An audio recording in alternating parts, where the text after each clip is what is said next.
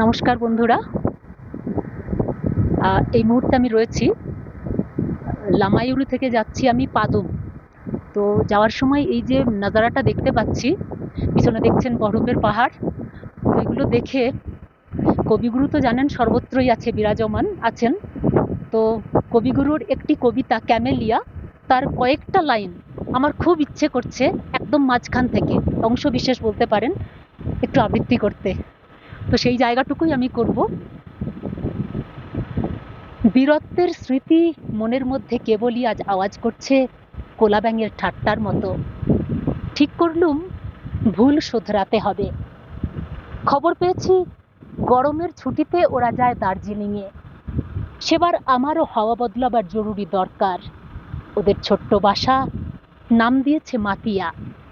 রাস্তা থেকে একটু নেমে এক কোণে গাছের আড়ালে, সামনে বরফের পাহাড়। শোনা গেল আসবে না এবার, ফিরব মনে করছি। এমন সময় আমার এক ভক্তের সঙ্গে দেখা। মোহনলাল, রোগা মানুষটি, লম্বা, চোখে চশমা, দুর্বল পাকযন্ত্র দার্জিলিংয়ের হাওয়ায় একটু উৎসাহ পায়।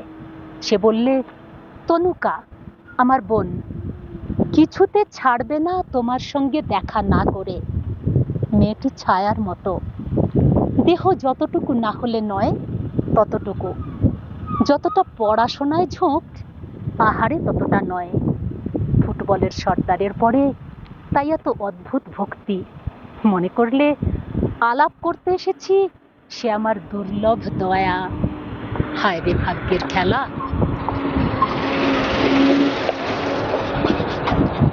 যেদিন নেমে আসবো তার দুদিন আগে তনুকা বললে, একটি জিনিস দেব আপনাকে, যাতে মনে থাকবে আমাদের কথা।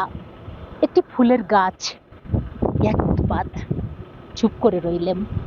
তনুকা বললে, দামি দুর্লভ গাছ, এদেশের মাটিতে অনেক যত্নে বাঁচে। জিজ্ঞেস করলেম, নামটা কি? সে বললে, ক্যামেলিয়া। চমক লাগলো। আরেকটা নাম ঝলক দিয়ে উঠল মনের অন্ধকারে। হেসে বললেম, ক্যামেলিয়া? সহজে বুঝি এর মন মেলে না। তনুকা কি বুঝলে জানি নে।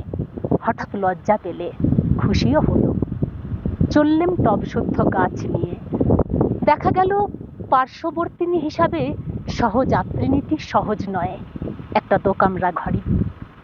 একটা দোকামরা গাড়িতে টবটাকে লুকোলেম নাবার ঘরে। থাক এই ভ্রমণ বৃত্তান্ত, বাদ দেওয়া যাক আরো মাস কয়েকের তুচ্ছতা। বাস এতটাই। এটা মনে হলো যে কবিগুরুর এই কবিতার সঙ্গে কিছু সম্পর্কযুক্ত। বরফের পাহাড় দেখে আমার মনে পড়ে গেল আর কি। ওকে, ভালো থাকবেন সকলে, ধন্যবাদ।